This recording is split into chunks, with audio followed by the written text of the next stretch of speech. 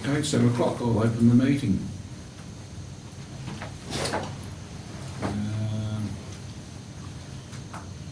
Bear with me.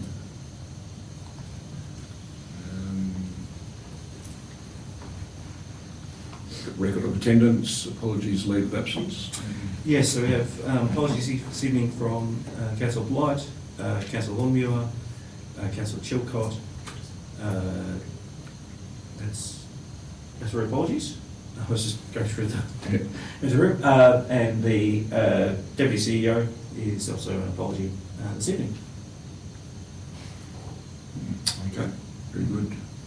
All right, responses to previous questions taken on notice? Nil. Nil. And public questions? No. We don't have a gallery. Gallery, so all done. Application, leave of absence.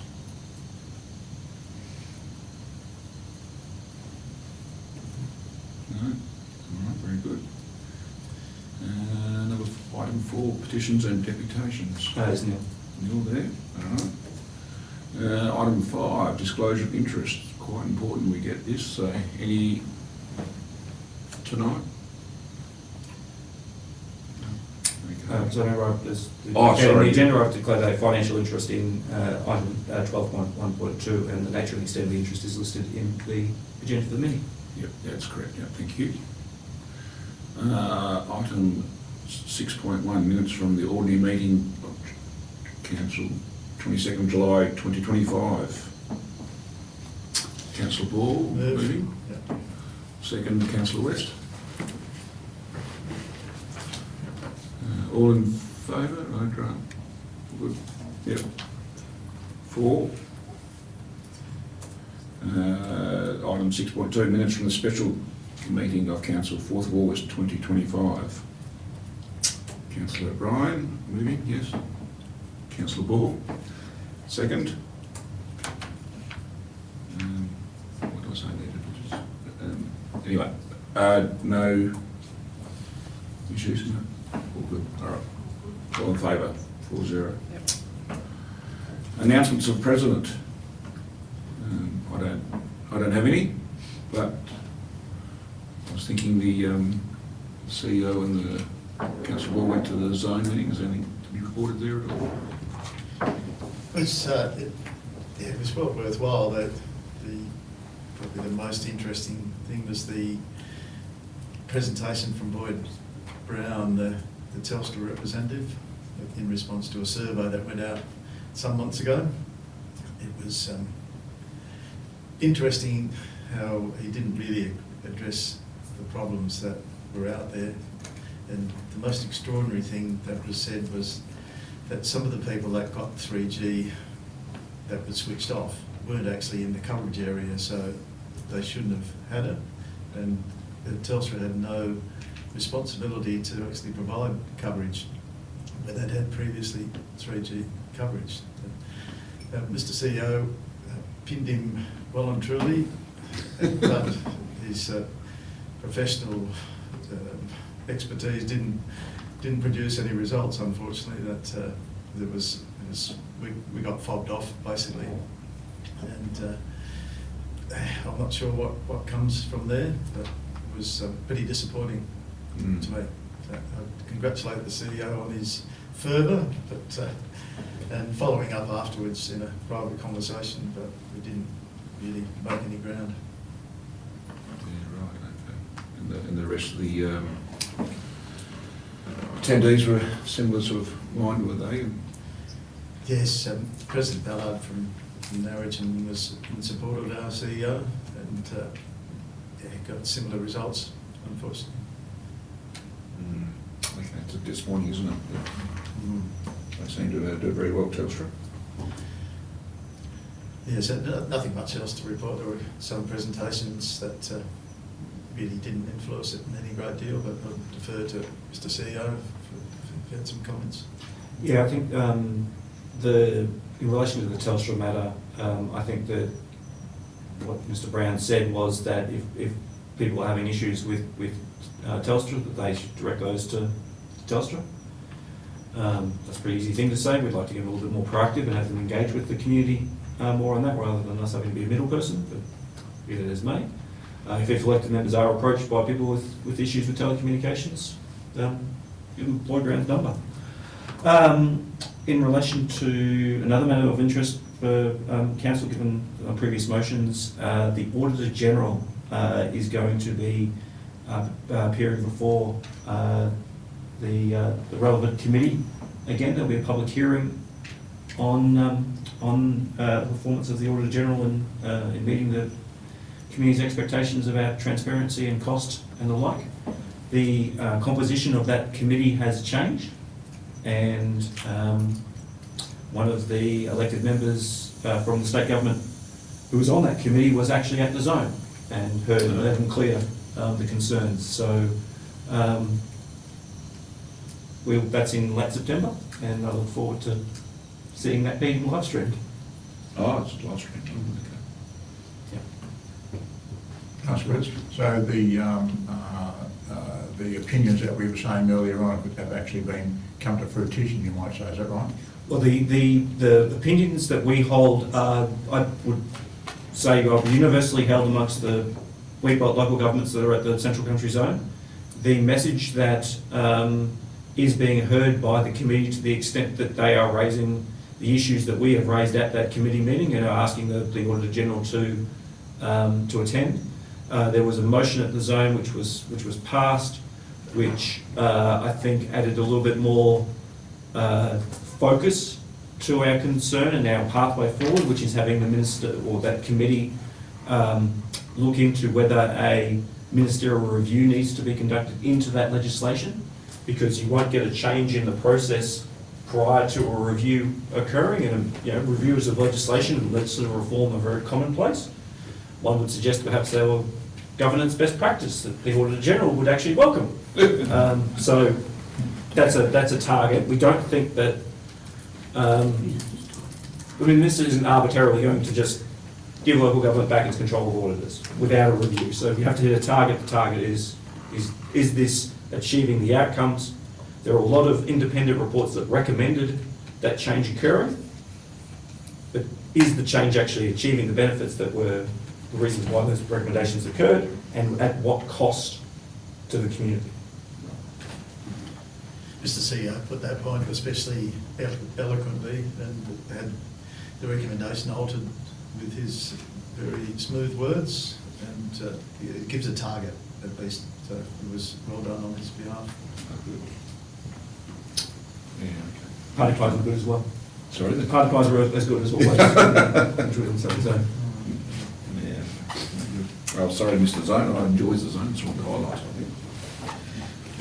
One other comment, which it was of Leonardo da Vinci, but it was who was hoping that only statement he made in the House of Lords was to open the window, following up with my comment that was cold and noisy in the hall. Right. Shortened the meeting a bit. Okay. Yeah, acoustics are always a bit tricky, those things. Yeah. All right, we'll move on to reports to council then. So thanks for that. Item 8.1.1, monthly financial report. Councillor Ball, you move, and second, Councillor West.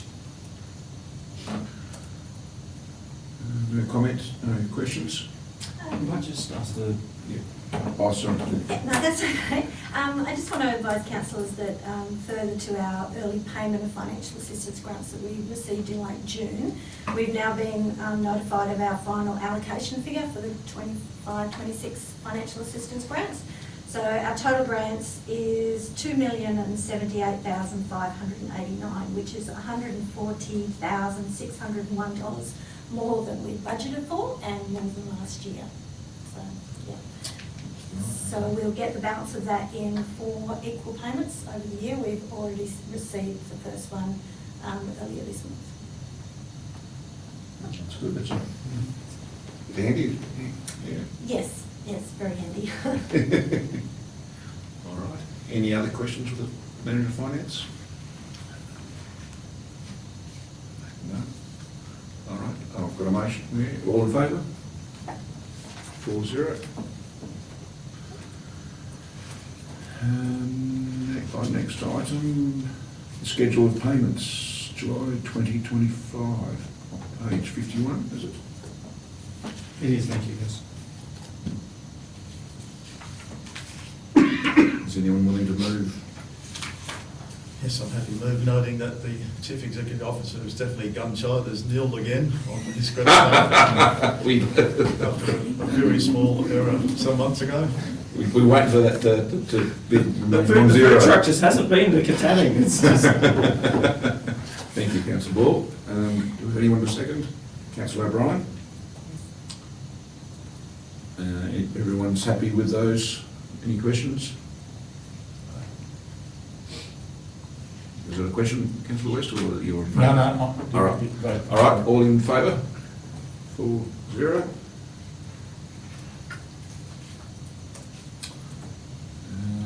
On page 57, I think it is. yes, it is. We got 8.1.3, the Chief Executive Officer's Activity Report. Councillor O'Brien moving, yeah, and Councillor West second. Would you like to add anything? Yeah, CEO? I might just touch on the first element there, which is the election. So I observed that the nominations for the election open this Thursday, the 28th of August, and close at 4 p.m. on Thursday, the 4th of September, quite sharply. So I just wanted to run through the process for the benefit of council on this, and obviously there's been some work that's been done in the last couple of weeks in the office preparing for the election. So under 4.54 of the Local Government Act, at 4 p.m. on Thursday the 4th of September, nominations close. There's no opportunity for late nominations. They close dead on that point. If people are waiting at the front counter, then you can process those, but you have to make it very, very clear that you will be providing a nomination within the presence of the returning officer for that to take place. Section 4.55 provides that if the number of candidates is equal to the number of vacancies, the people who have had their nominations accepted are elected unopposed. Under 4.56 of the Act, if there are more candidates than vacancies, obviously you have an election, we go down that pathway. Under 4.57 of the Act, though, if you have less candidates than vacancies, the people who have had their nominations accepted are elected unopposed, and then you're required to have an extraordinary election for any of those unfilled places. And that, the need for that occurs at 4 p.m. on Thursday, the 4th of September. So you can't extend the nomination period if you don't have nominees. You have to have an extraordinary election. Here's the kicker though. Under 2.37 of the Local Government Act, if more than half the offices of the council become vacant, the Governor can declare that all positions on council are vacant and you have a commissioner installed. We've just seen that in Port Hedland. Right. Now, under 5.7 of the Act, the Minister can reduce quorum available to hold meetings, but that's rather, that's probably the lesser of two evils, but it's not great.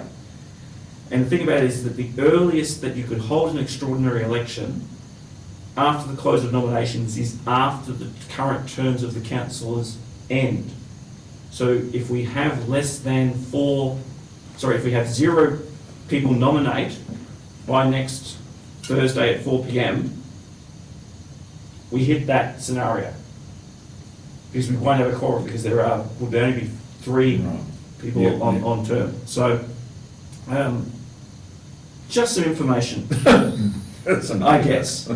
I would observe that I take a very, very cautious approach being involved in electoral affairs, and that you may have noticed that the Shire has not been as promoting of the nomination. We have done the absolute bare minimum. But I would observe that as we approach the nomination period, if it looks like we are going to be running into that scenario, without getting into the individual, of councillors, if we're going to get to that point, we're going to need to promote the opportunity to be on council very, very vigorously.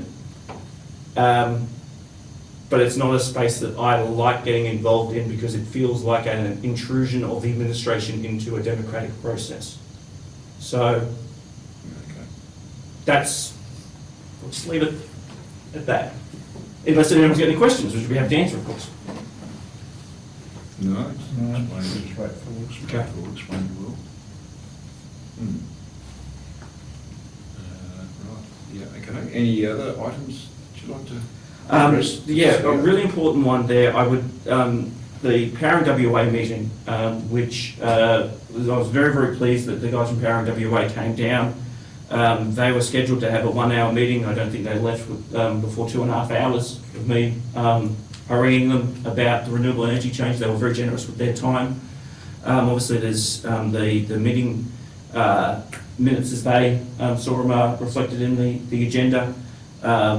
This is a continuing issue, obviously, for the Shire of great strategic importance and community importance. And I was encouraged that actually following this meeting, they did actually reach out to me to talk more about the impacts of large-scale renewable energy installations on aerial firefighting and the questions that they needed to be asking DFES to ensure that the community was adequately protected. So that was actually, it's one thing for folks to come and meet with you, it's another thing for them to come down and then meet with you and then actually call you up again and say, hey, what do you think about this? So I think it was a really, really encouraging and positive meeting, as was the community meeting about the heavy haulage. And the follow-on from that meeting is that I'm organising a in-person discussion with the heavy vehicle team in Main Roads in Perth, because we are perhaps not as in control of our own destiny on this one as the community would like to think that we are. We're very much beholden to the engineers in Main Roads, who are, I'm sure, very, very good people, but speak engineering. And I need to know exactly what they need to make this happen, because if I say it's this and they say it's no, computer is going to say no, and we're not going to get anywhere. So, yeah. I think there was at the meeting. I think it was quite. It was interesting. I think from the community, it seemed like they on a similar page. I thought to a degree, depending on their back, what they were thinking. Yeah. Right. Any other items there, Mr. CEO? No, that's all I've got for that, unless there's any questions, of course. Any questions? I just had a small bit of information, Mr. Chairman, about the pump track. The quote for the survey of the site came in about half the expected amount. It's about 2,500, which the Shire is contributing half to. So they were quite positive about that. Yes. With the heavy haulage route and bypass talk, I'll just make the observation that in the Beverley meeting, where Beverley has effectively got a bypass, the main road doesn't go through the centre of town. The constant moving down the side road where we're having a meeting of caravans and all sorts of tourist stuff was quite surprising, just how many people were heading down and not going straight through Beverley, they were heading down into town. Given their main street list looks fantastic and there are no empty shops, and they've been quite proactive with dressing up the main street, which was just interesting, the fact that people weren't all going straight past. I think the council's interest too, that I was a little bit inspired by the Beverley streetscape project, and not just because of professional curiosity, but went and did some research into that project and the costs associated with that, because it was very, very eye-catching. The best I can see is that that project, which ran for about 2 years, roughly 2.5 years, was about cost about $4.2 million, with a large part of which was secured through grants, but there was also reserves, a substantial loan, and some uni money that went into that. The single greatest thing that struck me was the undergrounding of the power. And I have actually reached out to the CEO there to find out what the individual costs of the undergrounding of the power was. Because, speed bumps and dibs and gardens and things like that, that's expensive, but it's something. But the undergrounding of the power really makes the difference. And I'd be very interested to see what proportion of that 4.2, if it was actually in that 4.2, went to Western Power to pay for the undergrounding. Okay, interesting.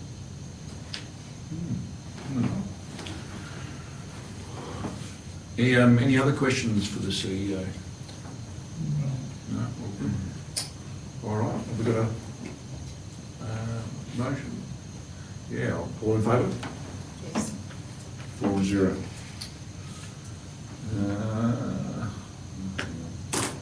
On page 63.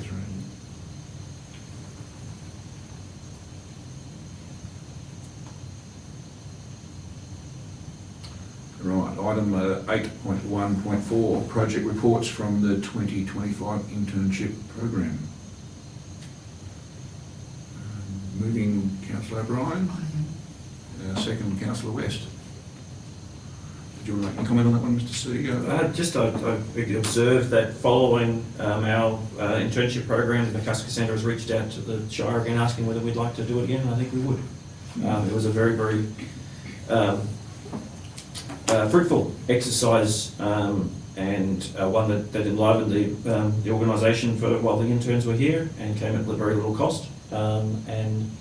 I think the quality of the reports overall was very, very high, and I congratulate the interns. Given they produced these in 100 hours, and yeah, it was impressive work. So they're not completely done, but I was very, very impressed with the work produced, and wouldn't necessarily have occurred if we hadn't have the interns here. So. And I was probably 2 points. One is I was quite impressed with myself with how much was in there, and given that would have taken a while to sort of get to know how it worked and then and then generate that report, I thought it was pretty good. And they're all very different, I thought. So. Yeah. There are some learnings. I think we need to next time around to be a little bit clearer about. To the degree they're representing the Shire in seeking quotes, for example. I've had quite a few companies post-meeting get back to me and ask me when the start date is for certain projects, but that's okay. It's just part of the exercise. Yeah. You disappointed contractors in Perth, I guess. Oops, that's okay. The only thing I didn't like about the report was you said it was you get lost very easily. I put a lot of effort in putting them signs up so you wouldn't get lost. Quite an interesting walk, actually. Yeah. Very good. Yeah, Councillor O'Brien. Can I just ask, when will we get the opportunity to talk about these reports and from a Shire perspective or councillor perspective? Well, I guess it's so the reports themselves, I think, are a standing thing. If there is a particular one of those three projects that any elected member wants to discuss more as a potential initiative that should be progressed, I think the council forum would be an ideal avenue, and there's opportunities for the members to raise that as a forum topic. And then there's there's that aspect, and then there's the mid-year budget review process leading into the budget and the development of the corporate business plan, as a stream where we seek the input of elected members on things that should be pursued. But the forum would be an ideal opportunity. Thank you. Do you have any of the reports that spring to mind, Councillor? I was, well, two of them, the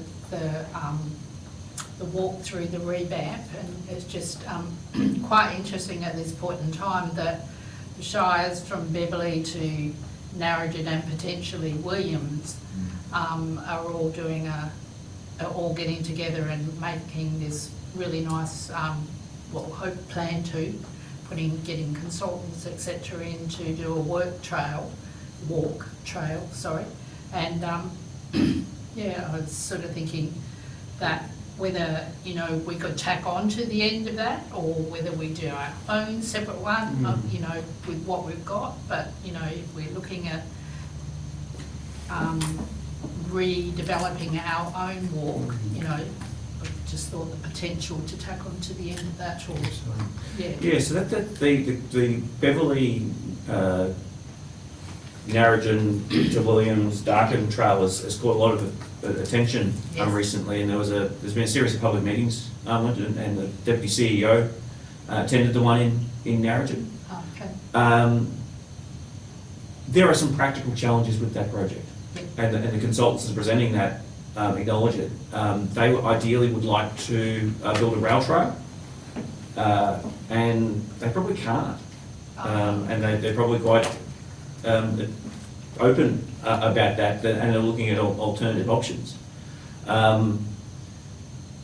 It's a project that has been around for a little while, and obviously they're trying to get to fruition. I've had some questions about whether the Shire here was ever asked to be a participant in it. I can't find any indication that we were.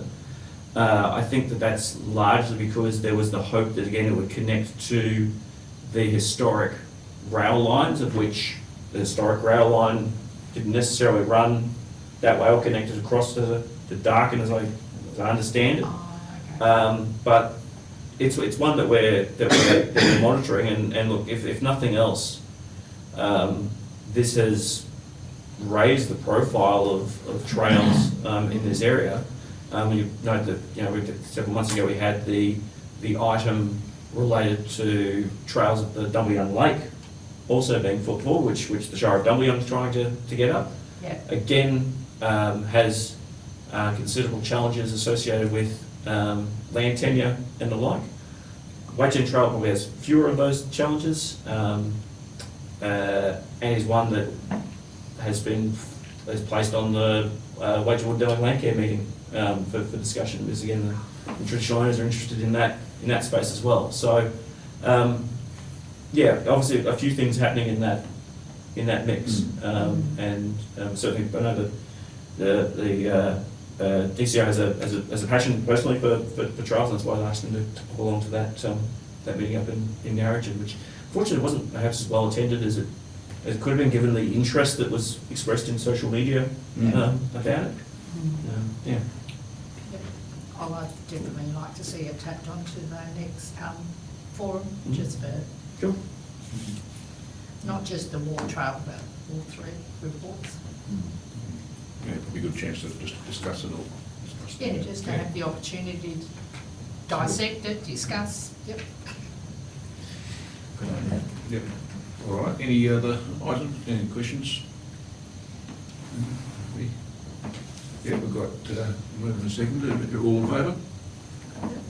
4-0. Right, page 156, community, item 8.1.5, community chest, community grants policy. Mr. Chairman, I'd like to make a couple of alterations to the policy, or I should have given prior notice, I guess, but there are a couple of bits that I'd just like to tidy up in there.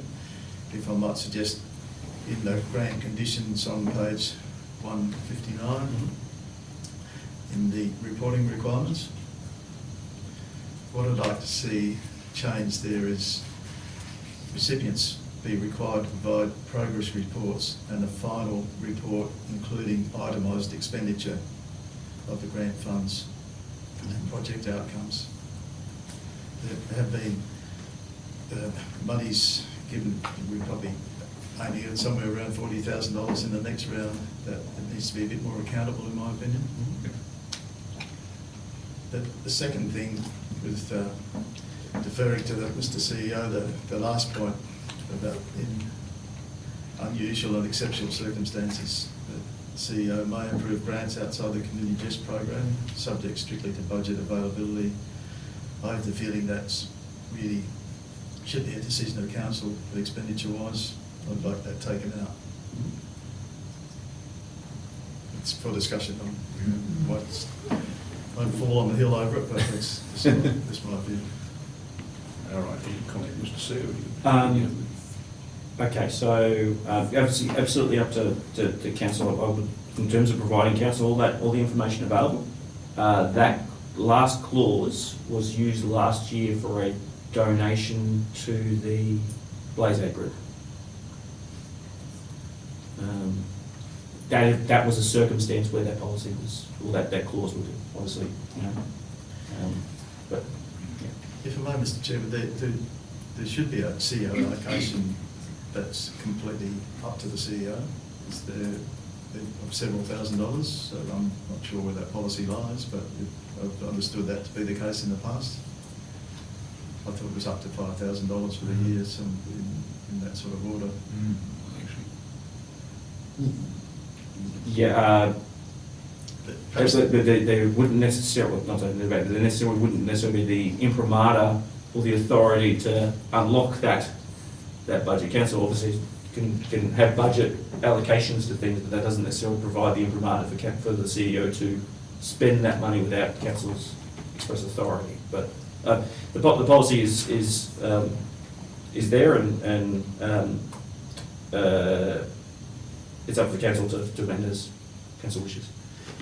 if I might just make the point, it's not a reflection on our current administration, it's when we're all pushing up daisies and it just leaves the door slightly ajar for mismanagement of someone that perhaps misinterprets the situation or misinterprets the policy.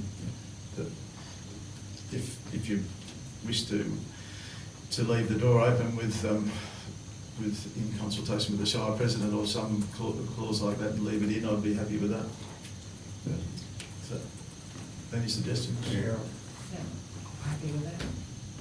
Happy with what they were, happy with, With with the councillor consultation with the Hall's Shire President. suggested.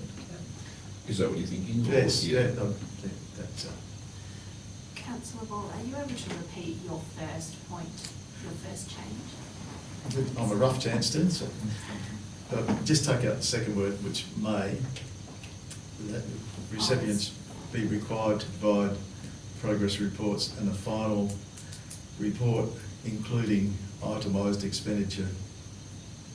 All right, so remove the word may. Yes. Instead of on the use, replaced with including itemised expenditure.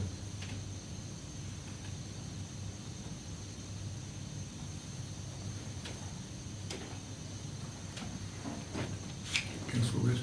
Through the chair, look, I know we haven't moved to second this thing as a motion yet. Can I ask a couple of questions, or you want to wait until we move or second it? We'll probably tidy up the, we go down, it's best. Ask a couple of questions, yeah. Through the chair, Ms. CEO, so this policy that we're looking at here, you're talking about round figures 40 grand this year. If we only get applications for 25 grand, there's 15,000 theoretically left over. Is that going to go in a theoretical bank account for next year, which makes a total pool of 55? No, it doesn't. No, so Okay. the council is under no obligation to use all the community chest and unspent funds do not roll over. In the event that unspent funds exist, they will be reallocated as part of the mid-year budget review. Okay. One more question, please. Maybe what Councillor Ball was referring to, I know on a couple of occasions we've gone through this so-called community chest, and then we've had a late request of an unforeseen thing come up that we need to support. Is that still able to happen?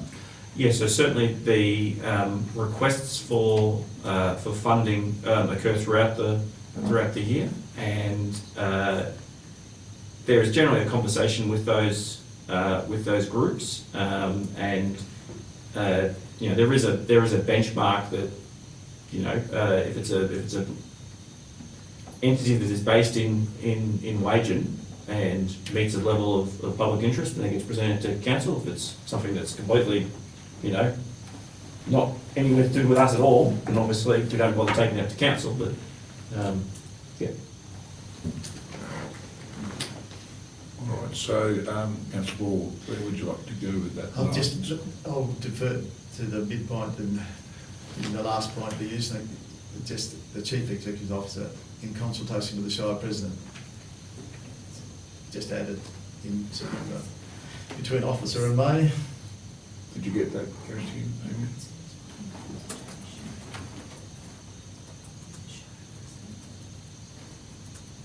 Good, yeah, good point. Yeah, I'm in favour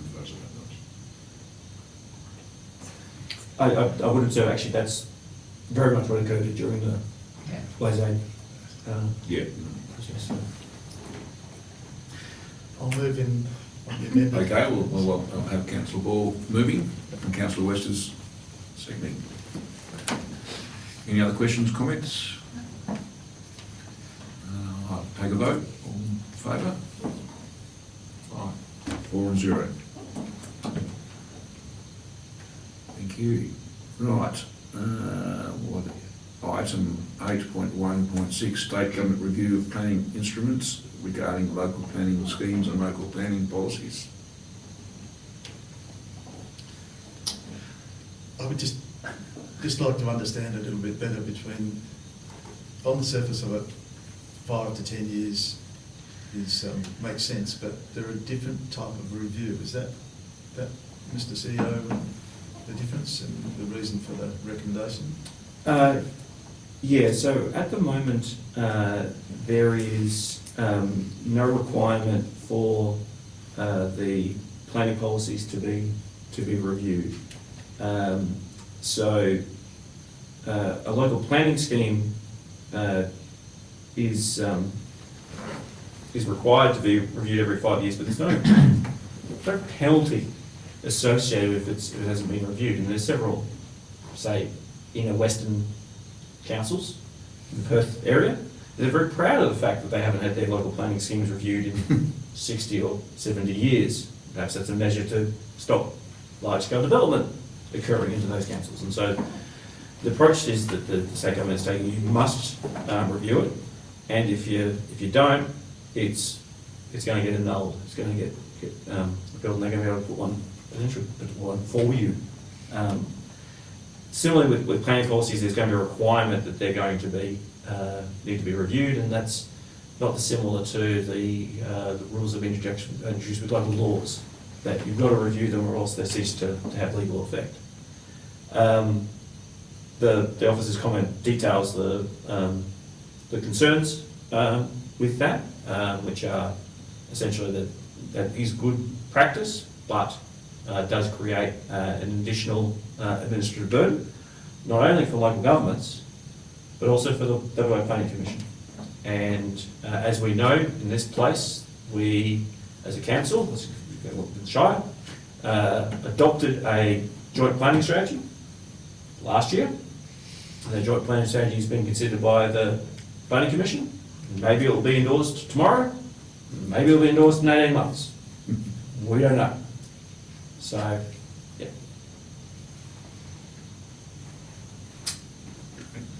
To answer your question, councillor Ball? Yes, just one very small point. There's a misspelled loose instead of lose on Loose. on What page was that? 160, the second last paragraph. It will be corrected. And then I'll Or lose, yeah. All right. Sorry, councillor Ball is moving. Councillor West will second. Any other comments, questions? I'll ask for a vote. All in favour? 4 and 0. Thank you. Page 168.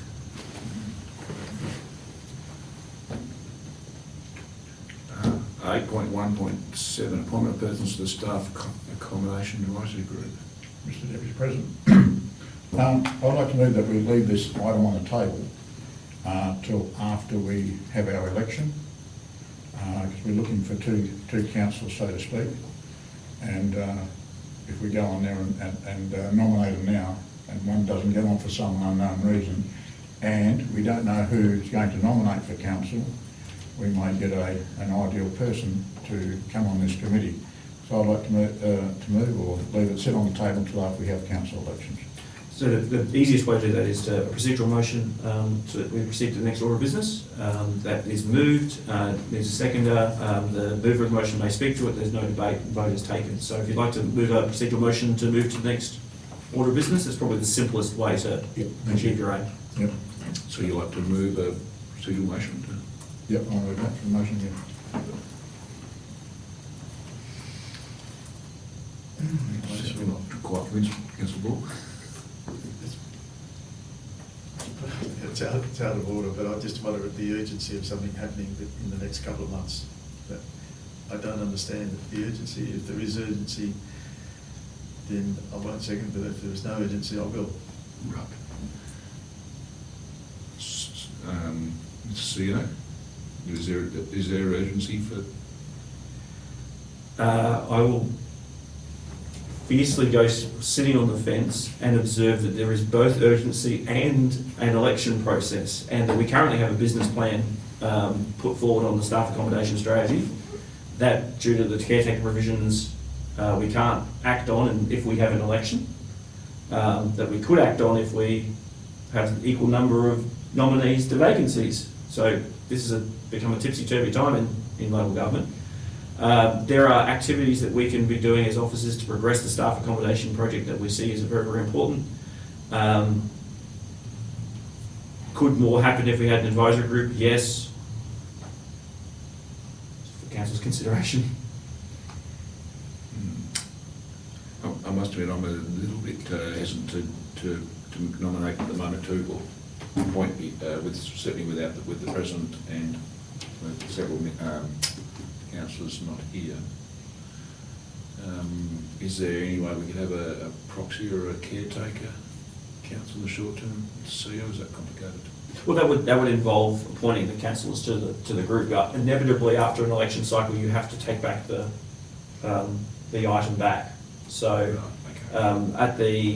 generally it's the first ordinary meeting following the election. You do the appointments to, as well as obviously the election of the President and Deputy President. You'd elect the councillors to the various committees and the advisory groups. So this would be coming back after the election, regardless. But again, for council's consideration. I'll second Councillor West's motion. Okay. All right. Anyone to speak against that motion? There's actually no debate on procedure. Oh, is it? No, okay, sorry. That's all right. So do we? So just ignore what just happened there, which. Right, so Amy, Cassie, you got that sorted? So we're not voting? No, you vote. Yep, There's no okay, debate. okay, all right, so we'll vote on that. All in favour? 4-0. Thanks. Thank you. That's all right. Right, okay, we'll remove 8.2, Deputy Chief Executive's report. 8.2.1, Deputy Chief Executive Officer Activity Report. Councillor Ball's moving, Councillor O'Brien second. With the absence of the deputy, would you like to add anything? Yeah, just the town hall situation is one that's a bit of an evolving issue. We look forward, and there's obviously some updates provided to council via email, but just to rehash, there were some floorboards that broke in the lesser hall and part of the main hall on the eastern side of the building. Our building maintenance officer inspected that and identified there was more water ingress than was normally expected in that building, noting that water ingress is always a problem in that building.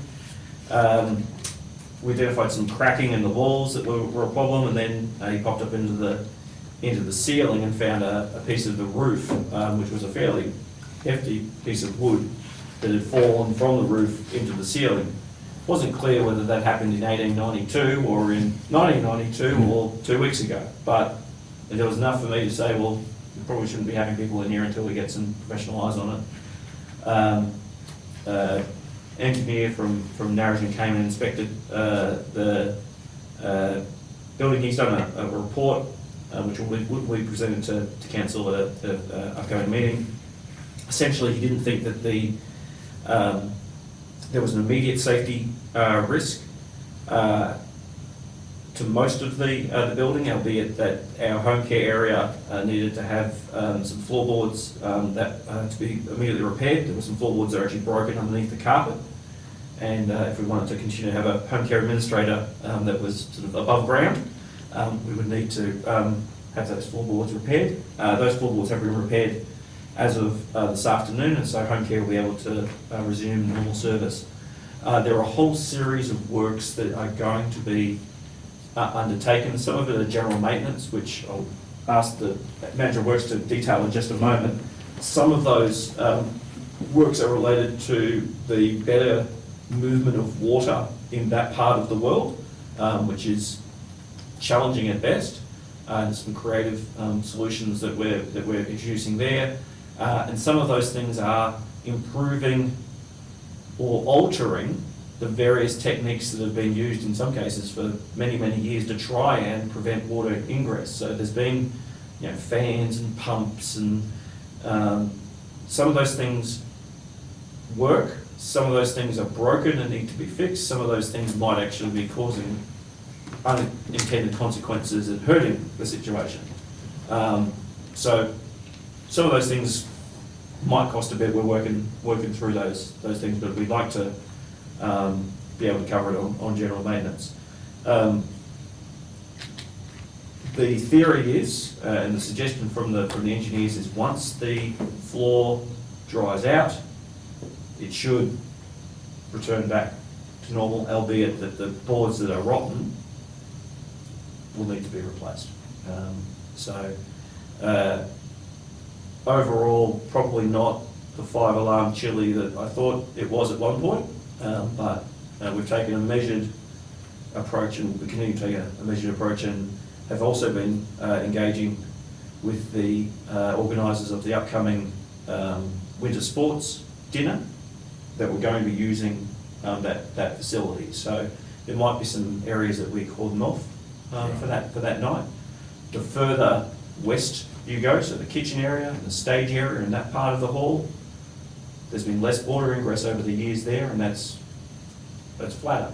The further you go down to home care, the more it turns into a alternative site for a pump track, perhaps. I might just ask Alan to talk a little bit about the drains. Yeah, on the outside the hall, on the western end, when on a heavy downpour, the water actually runs as a 200 mil fall from the public toilets back to the hall, and on a heavy downpour, the water actually goes through the air vent straight onto the floor of the hall. It's just the way it's been designed. So the engineer, he wants to have a sump in the middle and have like a slight funnel effect, so it funnels all down, and put a bigger pump in, because the pump that's been put in there years ago is a little submersible, so you got water coming through a 200 mil pipe into the sump, but it's going out a 32 mil pipe to try and get rid of it. So it takes 50 minutes to pump the sump out, so you just can't keep up with it. So that's one thing that's got to be fixed up. And the other thing is, on the eastern side of the hall, there was a 150 mil pipe going out onto the Tudor Street. Once the water was running down from the old IGA heading south, no water could come out of that pipe, because there's only a 25 mil fall there, and once your water got above that, they just blocked it off. So I've altered that, and I've made a venturi there. So when the water comes down, it actually sucks the water out from between the courthouse and the town hall. So we finished that, and the drain going from the, what would it be, the south-eastern corner of the hall, under the main road, into that big drain that we fixed up a few years ago. I've got a contractor coming in to clean that out on the 8th of September. That's only running, it's a 600 mil box culvert, and it's only running about 100 mil of it. So it's pretty chopped up. And down further, down there, Groot Shed, we've been down there and cleaned all that out, and we found an extra couple of culvert pipes down there which drained the water. I didn't know it was there. So if we get all that cleaned up, if the water banks up down the southern end, it's going to affect it up the north end. So we've got to wait clean, ready to go. So as soon as that's cleaned out, that should eliminate that problem there. So it's just, if council want to go ahead with this other design that the engineer said, then we'll do that, and hopefully that'll try and solve half the problems. Certainly Water Corp didn't help us No. last week either with their burst, another burst pipe at front of District Club as well, which perhaps it was a bit of good fortune that we hadn't arranged for the person to clean out that culvert yet, because it got filled up with all the sand from the burst pipe. Might as well do the job once rather than do it twice, I guess. We actually picked up 6 tonnes of sand just off the road from that burst. And I don't know how much has gone in there, in the culvert itself. That's all we picked up off the road surface with the Bobcat. There's going to be a hole somewhere under there. This is the second time it's happened now. Yeah, it happened outside ABC, I think it was the first time. Yeah. The District Club will be opening a new speakeasy under the underground floor based on the hollow that's been created, I hope. But, The issue with the town hall sounds very similar with what's happening with the CRC building. They had very much similar problems with the damp coming up through the walls and making all the plaster and bricks all brittle and yeah, so they had been fighting an ongoing endless battle, and that's just the moisture in the ground during winter. Yeah. Yeah, we dug a trench around the hall last Friday, just until the council made their mind up which way they're going to go about it. And I had one of the workers go down there on Sunday in that heavy rain, and it worked quite good actually.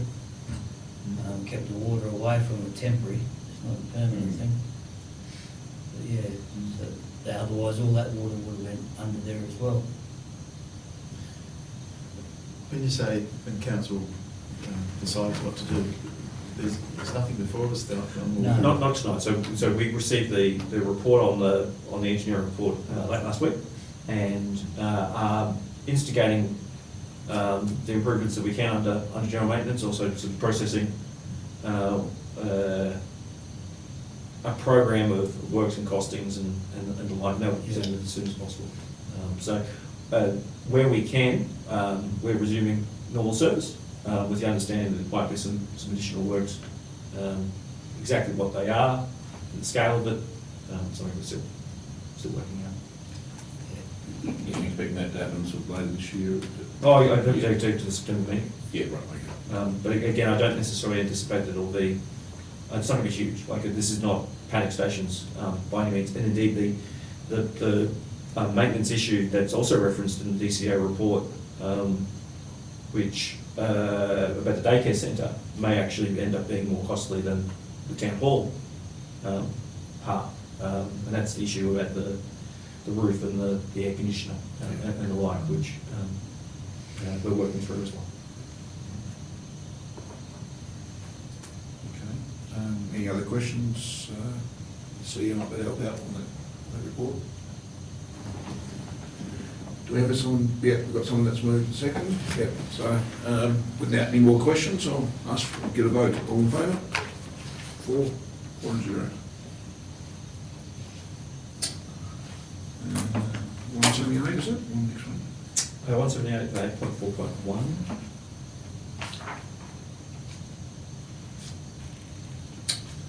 8.4.1, Manager of Works Activity Board. Manager of Works, you like to Yeah. add anything?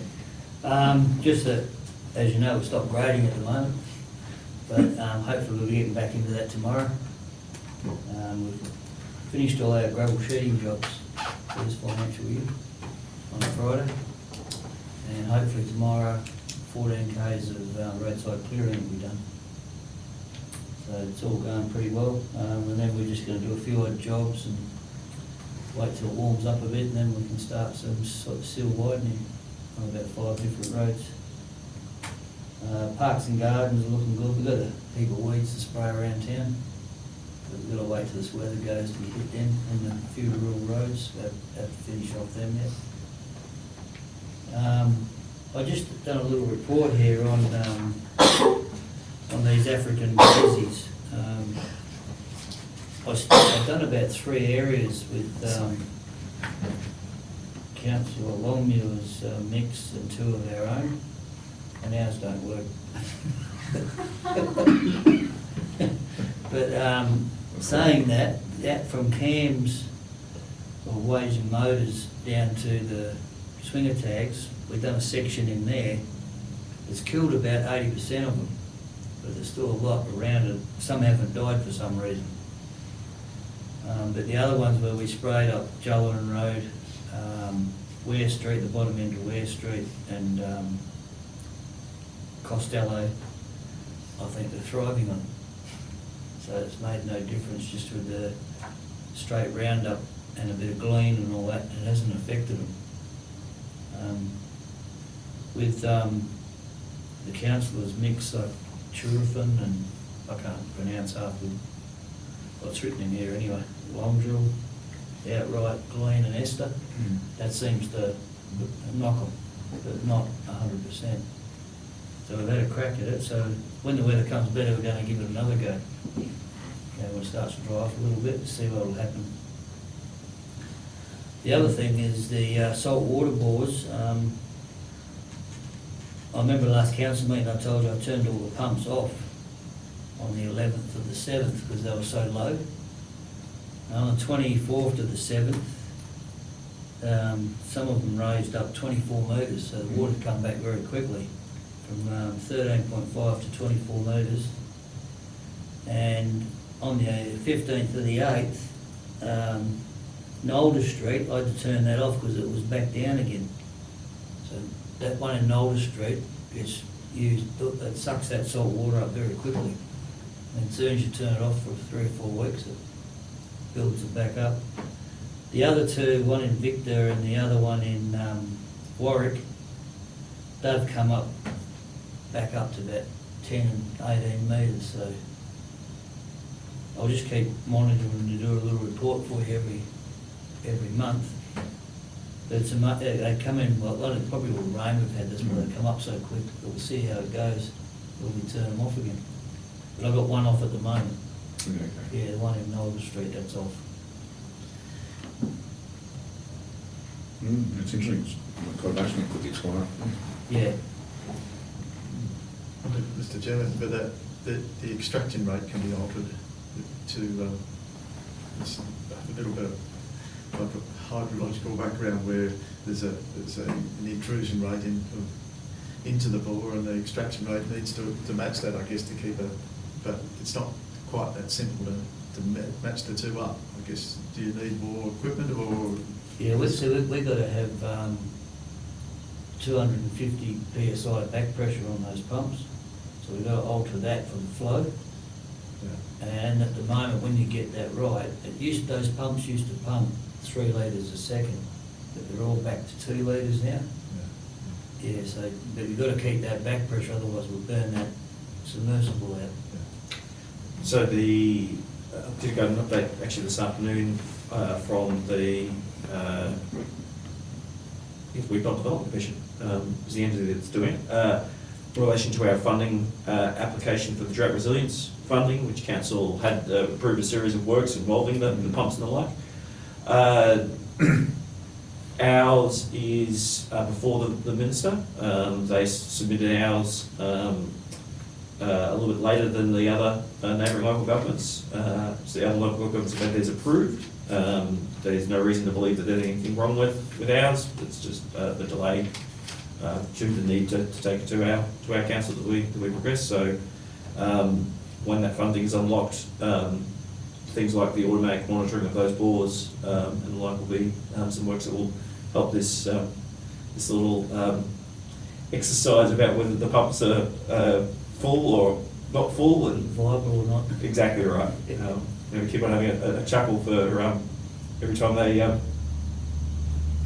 rise. Yeah. I think it's going to be viable, and then every time we turn it off, you think maybe it's not going to be viable. So we'll see. I think it was about 10,000 kilolitres like we pumped out. Yeah, I think it was, yeah. So anyway, it's an extraordinary amount. Yeah. Yeah, apart from that, everything else seems to be running quite good, machinery wise. Bernie's kept up to date now with all his maintenance. And I think he only comes in 1 or 2 days a week now. So he's just got everything under control, which is good. And the tenders for the plant, the CEO's vehicles and doctors, that closes end of this month. So next month I'll have a report on the grade of the roller and the other vehicles, bitumen and stabilising. Okay, all for next month. Right, very good.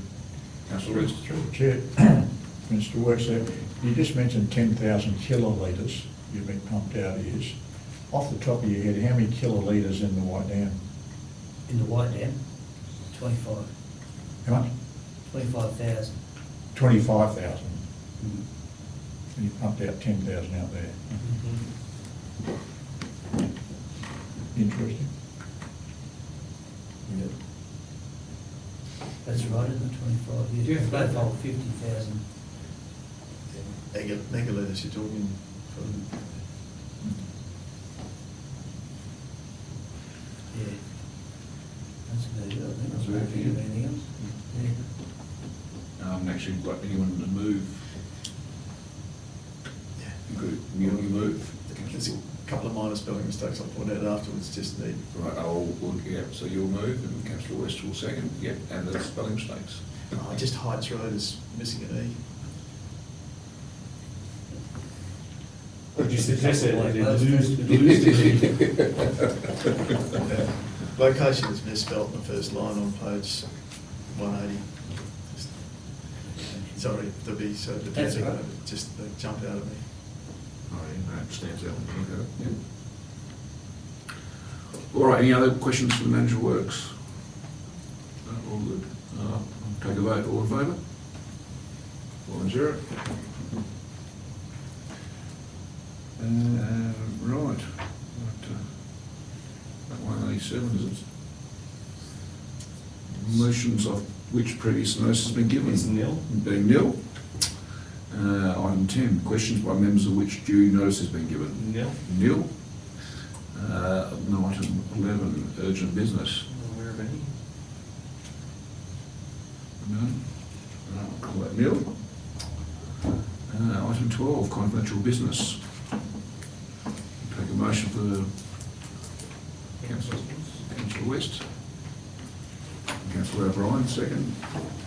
Move it to confidential.